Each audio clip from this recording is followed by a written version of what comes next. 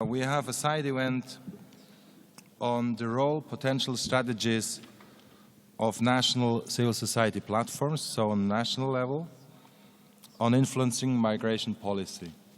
So why we're here, the intention of this roundtable is in that frame, we'd like to discuss and share experiences.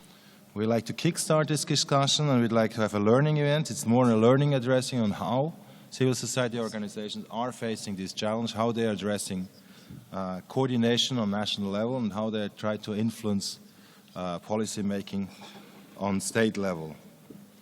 Colectivo Migraciones para las Américas is conformed by 133 networks and organizations throughout Mexico, the USA. As you may know, there is a big diaspora of Mexicans and a lot of Central American migrants in the United States, and also the Central American region. So we try to work as a network, but in a regional, from a regional perspective. We appear as this collective in 2013, and we call ourselves Colectivo PND Migración, it was named after the National Plan of Mexico, Development National Plan. Every 6 years, when we have a new president in Mexico, then the government does this national plan that drives all the policy in the country. Therefore, we needed to have migration in this national plan. Before, there wasn't migration. Like, migration was not a big issue and wasn't even mentioned in the Development National Plan. But because we organized ourselves, we were able to include migration at this level, in the main instrument that drives the lines of every policy that is taken and is driving our country. Also, after that, we achieved that. So you see, we state some objectives, political objectives. In order to keep the momentum going, we have to have some objectives to gather us and to discuss and to keep analyzing what is going on in terms of policies for migration. We advocated for what is now the special program on migration that appeared from 2014 and until 2018. And that is the basics of the whole programs trying to put migration as a transversal issue, no? In education, in health, also in access to justice. So migration could appear in every program, and including all the migration process, such as emigration, transit, immigration, and return. So Mexico has a very important geographical location. That means we are a country of transit. So we receive a lot of migrants, especially from Central America, that doesn't have documents. Therefore, their rights tend to be more violated. Hence, we need some programs that can allow them to be protected. And also people that are returning from Mexico, from the United States to Mexico with the whole deportations and how this impacts on family separation, etc., so on. So these are some of the achievements that we have built, but what we have also needed to get to advocate at this level is the openness of at least some parts of the government. We also have to find strategic political actors in order to push for this. And we have also tried to push for the focus of migration, gender, human rights, and development. And talking about human rights, we have placed as important, of course, the human rights of migrants and their families, but also the human rights of human rights defenders in Mexico, defenders of migrants.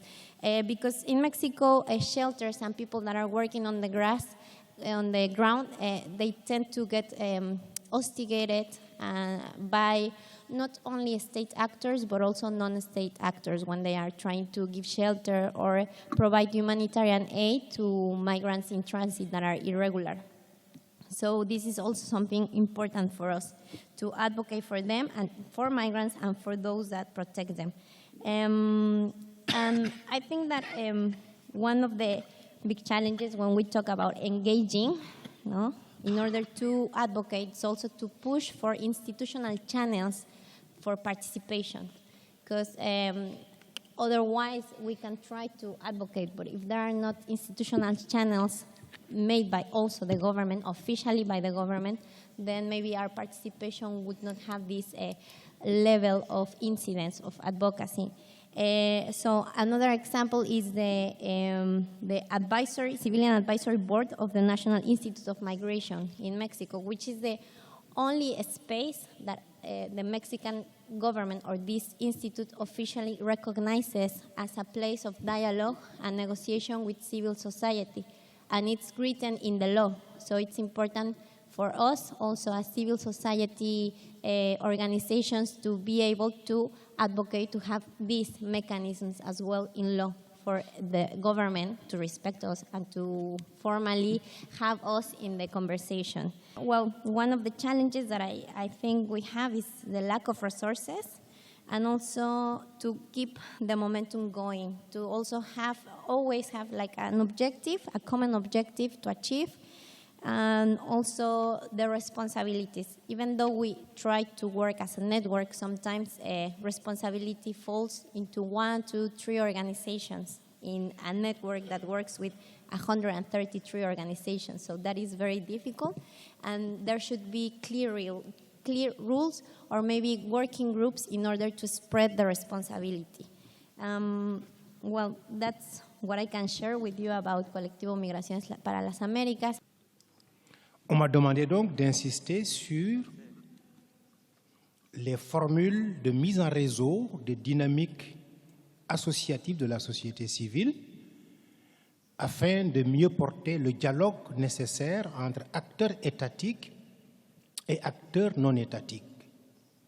Ce qui a permis, à notre niveau, dans les années 2007, 2006, 2008, d'enclencher ce que nous appelions une diplomatie gouvernementale en jonction avec une diplomatie non gouvernementale. C'est quoi une diplomatie non gouvernementale? C'est l'ensemble des actions de plaidoyer, de mobilisation, de défense des migrants, de protection des droits des migrants auprès des institutions étatiques, internationales et sous-régionales, afin que la migration soit acceptée et considérée comme un droit reconnu tel que annoncé dans la Déclaration internationale des droits de l'homme, mais aussi comme un phénomène et un comportement humain. Parce que nous sommes partis d'abord du principe que la migration est un comportement naturel. Ayant compris cela et constatant l'ampleur du phénomène en Afrique subsaharienne, nous avions convenu qu'aucune organisation à elle seule ne pouvait prendre en charge la question de la diplomatie non gouvernementale pour régler le problème des migrants. Nous avions aussi conclu qu'aucun État à lui seul ne peut, quel que soit son gouvernement ou ses moyens, régler la question migratoire en tant qu'État dans une diplomatie gouvernementale.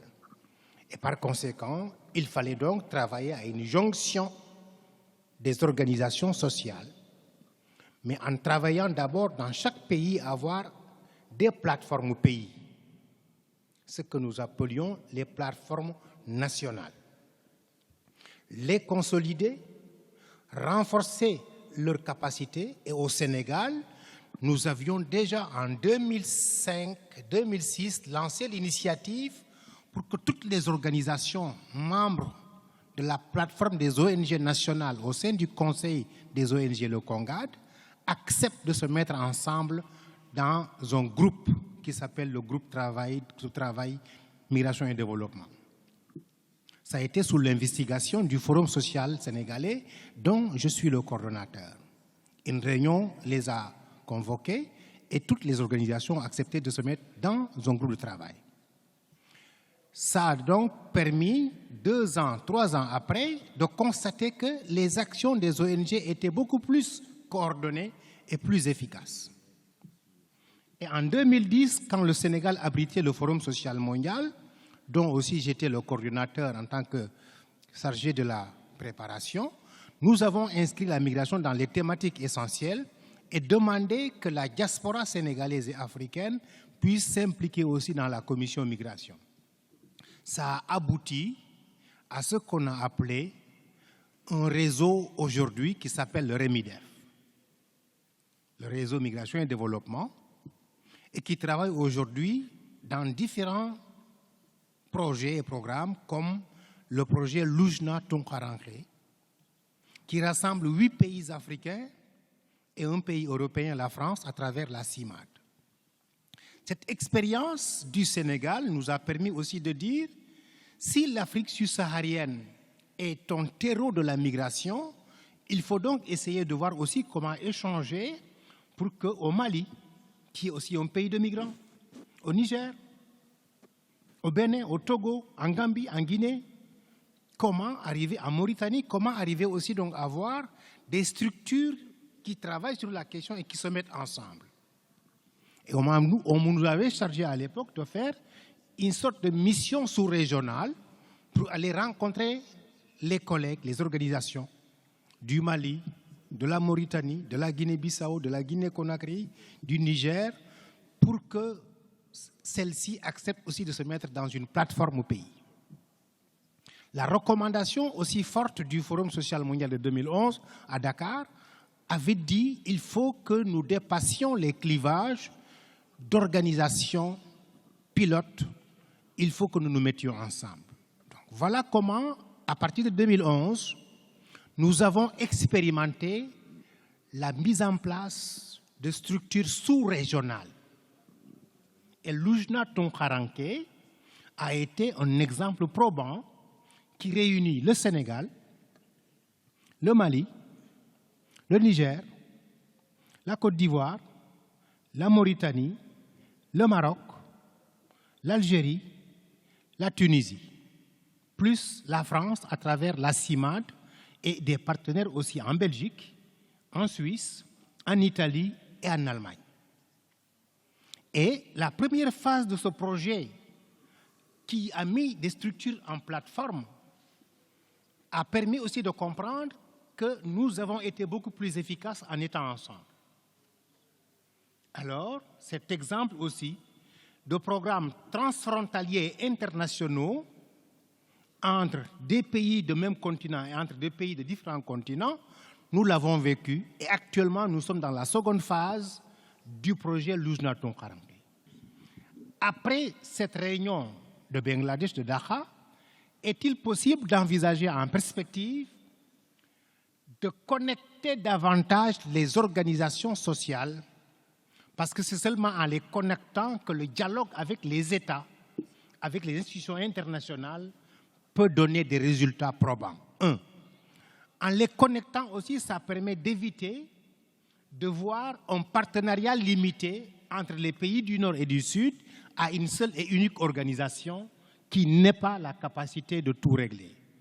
Mais en les connectant aussi, nous pouvons avoir, à partir de ce moment, un espace global international qui permet, dans de types de réunions comme ça, de nous retrouver en tant que plateforme internationale, transfrontalière, qui dégage une dynamique communautaire et unique avec une démarche d'une diplomatie non gouvernementale bien coordonnée parce que partie de la base. Et cela permet aussi en même temps de faire de sorte que ce que nous disions dans des global forums comme celui-là ne soit pas seulement le discours de 3, 4, 5 dirigeants, mais ce soit un discours qui est porté, qui est restitué à des organisations de plateformes nationales, qui est restitué à des plateformes de points focaux sous-régionaux et qui est remonté ensuite là où il faudra le remonter dans des rencontres suivantes. Good afternoon. Actually, the German experience, at least the national one on migration and development, is rather new.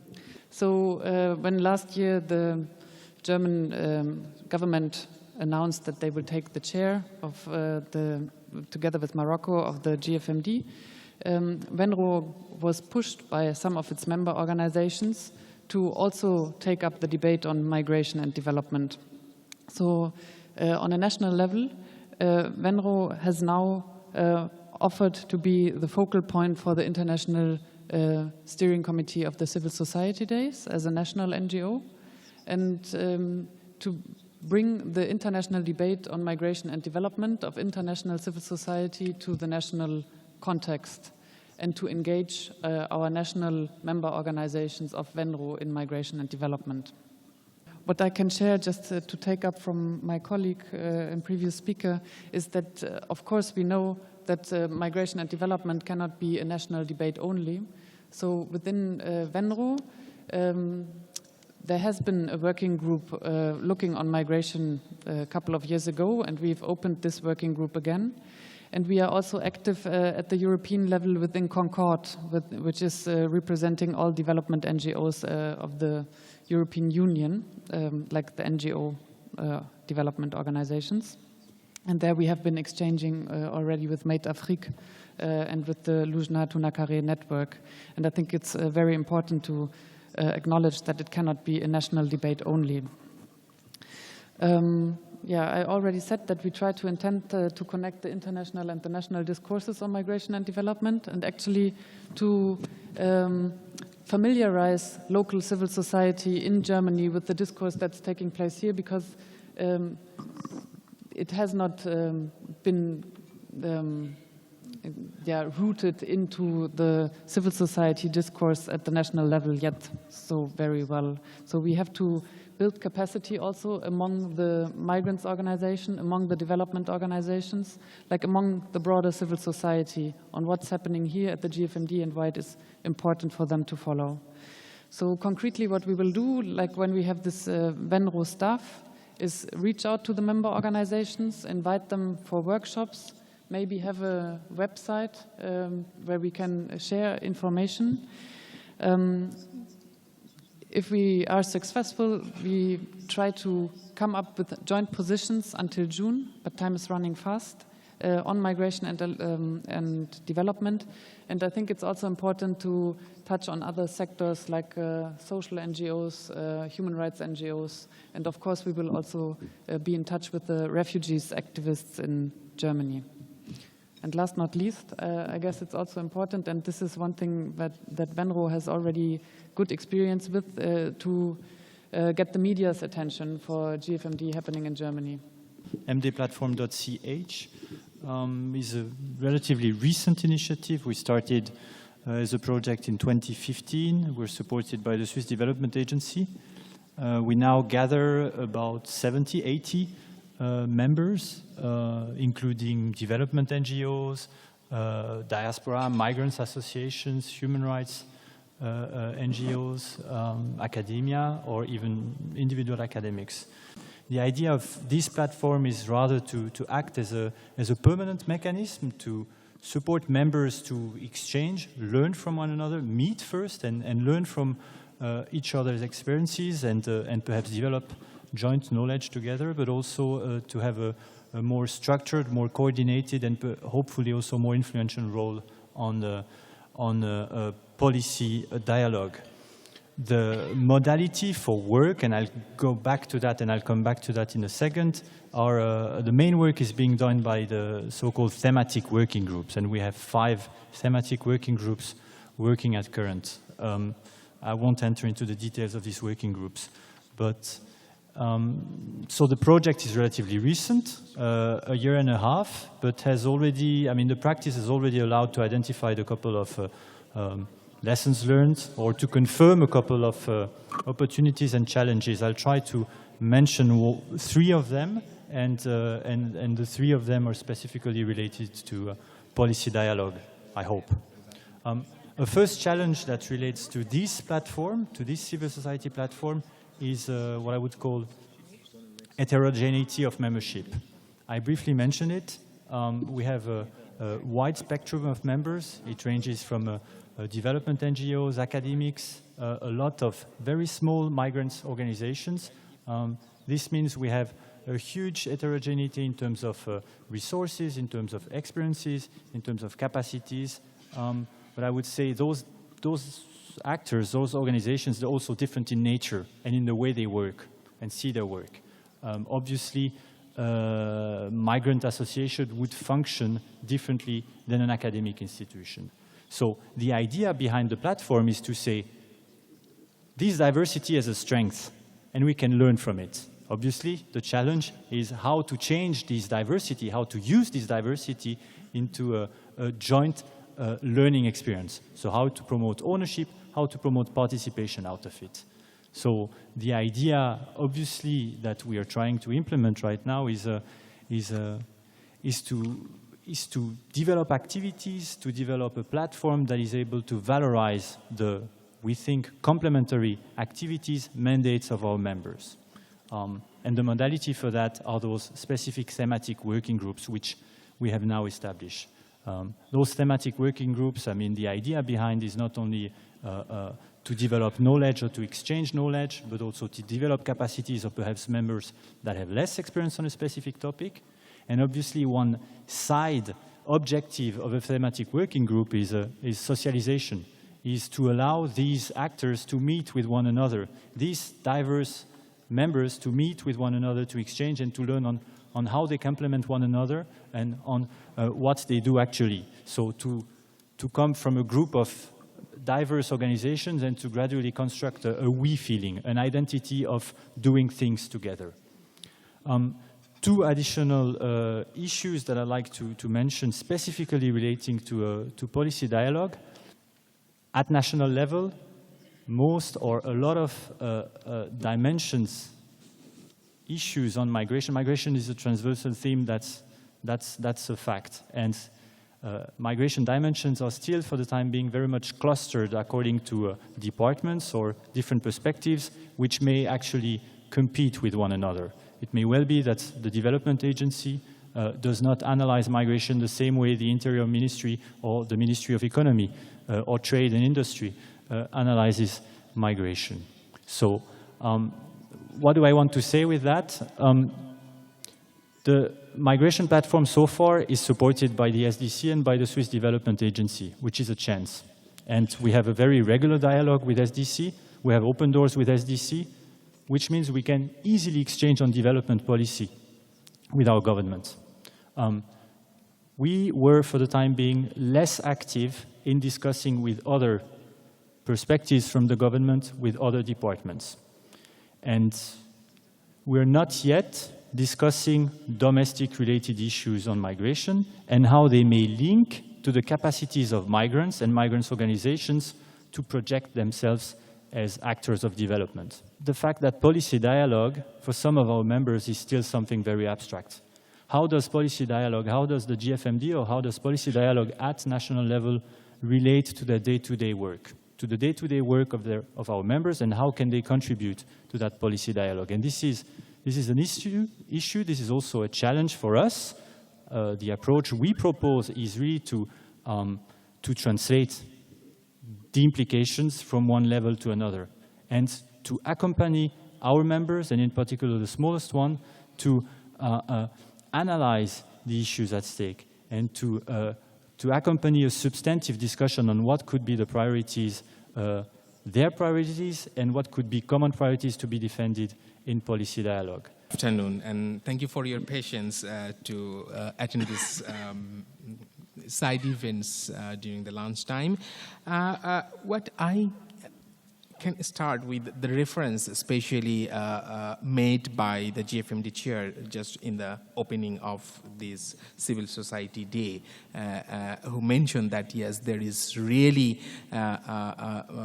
demand for a hybrid kind of collaboration between civil society and the government, and why it is important. It is important that if we really want to bring down the global level of compact framework at national level and also grassroots level, so that it can bring change for the migrant workers in their life. So from that context, I really appreciate to organize this event, because it's really important, and it was really enlightful to learn the experiences from the friends from different countries and different regions. My friend from Senegal also mentioned that it's really important to have two kind of approaches: it's government approach and non-government approach of advocacy. And why it is really important to come up as a coalition or as a platform of organization. And I will definitely say that this kind of coalition and platforms provide strong opportunity to engage with a coordinated civil society voice. I repeat that, coordinated civil society voice, rather than dealing with multiple and disparate CSO. So if we really want to bring up our issues from grassroots to the global level, then it's really important to have coordinated CSO voice. So with that, I will experience, brief experience of the civil society network in Bangladesh. And I will say that in one hand, Bangladesh has started national level platforms, especially for the organization working on migration since 2005. So in what sense, one sense, it's a long experience. But on the other hand, I'll say that there were many ups and downs among those platforms. And you know, I'll say that, yes, those platforms didn't come up with some kind of solid experience and some kind of solid initiatives. And that's why, you know, when the GFMD approached, then the representative of all the civil society platforms and the organizations directly work on migration, we came up with the aim that, yes, we can form a coordination committee, and this coordination committee is very much focused on the issue of GFMD 2016, because the main objective was like to facilitate the process to organize the national level organizations to come up and work together to make the global forum and on GFMD. There is a lot of challenges, but my question is, there is no alternative also. Without network, without a strong network, how we can achieve some of the very strong goals and targets, particularly for the migrant workers, protecting their rights. So we know that in Bangladesh we had several networks. Also, we are trying to make one networks, national level, which is actually we built ourselves for GFMD, organizing GFMD and other.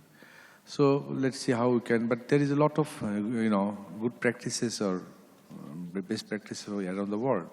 So this is the forum we understand from others that they have achieved, strong networking. But I have also some of the experience, because if you see the MFA, Migrant Forum in Asia, I was joined in 1998. That time we had a town conference, and after that you see more than 300 organizations member of the network. Also, it's not only the regional network. MFA is now like a global. They are taking a lot of initiative in global issues.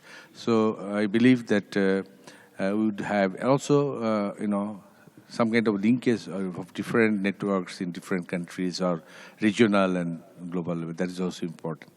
So I believe that if there is a lot of challenges, but still we have to make networks and all the levels, like local, national, regional, and global level. Thank you. Thank you very much. We had one issue was resources, and on national platforms was mentioned. I have one question to the representative to the Swiss Foreign Ministry. Why did you support, or why do you support the creation of national platforms? Thank you very much, Peter. My name is Peter Mona. As Peter said, I represent the Swiss government, and hence also thank you very much for having given us, also the governments, the possibility to participate in the Civil Society Days. And I will say that many times because it's important to reflect on the fact that on the other side of the GFMD, we are not quite as far as on the Civil Society Days with regard to this cooperation between civil society and governments. And that's actually exactly why we have decided to put the resources forward for the creation of a Swiss national platform of civil society on migration development, because this continuation of the dialogue doesn't only happen within the GFMD. It has to continue also at the national level and has to be a continuous dialogue on all issues that are being addressed in the GFMD.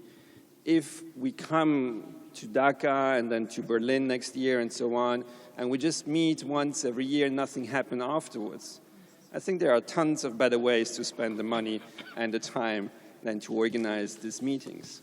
But because of the engagement of so many civil society actors, as you assembled here on the panel and that are here on the room, that ensure that the dialogue continues also at the national level, the relevance of the GFMD becomes much more palpable and much more real with regard to moving forward the migration development agenda. An agenda that is now rooted in the 2030 Agenda, Sustainable Development, that has the relevance to change the world, to change the lives of migrants, to improve on their protection of the human rights of migrants, to enhance the contribution to development. And this is where I think civil society actors have to come together. And Pascal mentioned it. It is a very heterogeneous group. You have human rights activists, you have people working on humanitarian issues, academia, you've got diaspora organizations, migrants organizations, and creating a platform such as the one that you have built with our funding, but it is really sort of your work, is in our view essential to also allow a much more coherent discussion at the national level on a very broad issue of migration development. And this should ideally then also give you the possibility as civil society in Switzerland to influence not only the dialogue in the GFMD, but very much also the dialogue in Switzerland on migration issues, and thereby also echo the discussions that you are collecting here in Dhaka and in other places and bring it back to Switzerland, where the perception of migration is as challenging as in many other countries of the world. So it is, for me, extremely interesting to see how much other platforms exist in other countries, because this discussion has to continue, and it has to continue at all levels, and hence the importance also to support national platforms. Thanks. Thank you. Okay, so maybe first thing I want to share, we have the tripartism is applied in the case of migrant CSOs and trade unions. So this is a formal structure for dialogue with government. Well, the employers are represented by the recruiters and civil society and trade unions. So whenever there are big issues that impact on the migrants, this is the platform that we go to. Secondly, particularly on the issue of migration and development, already we have in the law, the approach is not to confine it at the national level, but we have started to cascade the whole issue of discussion at the local level. This is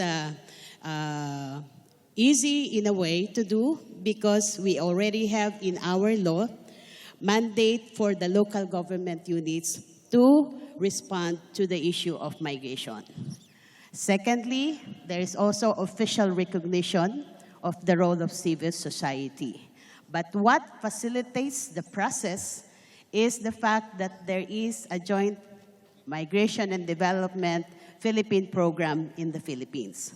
So while we already have all these stakeholders ready to take on the issue, somehow it enhances the presence of JMDI, enhances the process. And of course, I'm happy to also report that in September of this year, Quezon City, it's a city local government, hosted the 3rd Mayoral Forum on migration and mobility and human rights. And I think it adds up to the whole agenda of ensuring that migration and development is really done not only usually at the talking level at the national, but concretely at the local level. And of course, as listening to Mr. Pascal, the whole issue of compartmentalization, which is a very real issue, one mechanism to address that is this social development cluster, where all these agencies of government involved on migration is into it. And the focus of the issue is how migration relates to development. And of course, I think it is also crucial that the National Economic Development Authority, which is mandated to do the development plan, is very much integrated into this whole process, including this whole program of the SDGs, so that we have a holistic view of what's really happening and how the different stakeholders can do their role. Thank you. My name is Emeka Obios from the Civil Society Network on Migration, Nigeria. Mine is also not directly a question, but responding to your expectation of this conference. What do we put forward to the organizers in terms of the continuation of this platform for next events? First, I would suggest that it is necessary that in subsequent meetings, GFMD or global network, as Shakiru has said, that we create this network or this platform where national platforms meet to share experiences, best practices, and what could be done in going forward. Then sharing experience also on sustenance of networks on global or national levels. I think something each network has to be conscious of is to avoid the tendency of the network taking up the primary task or goals of individual groups. Because when we do this, we lose the identity of members who will now feel threatened by becoming part of that organization. And then I know also people have raised the issue of financing and sustaining the life of such networks by funding. And this is necessary that we put forward. I think governments are very open to collaborating with networks for various reasons. One is that it ensures coherence among civil society, and also they have an access, easy accessibility to the whole network of civil society if we have a very functioning network. Thank you. I'd like to thank very much the panelists of this side event for their participation and sharing their experience. I hope we're going to submit this to the International Steering Committee that we'd like to continue dialogue on national platforms. Thank you very much, everybody, for your participation.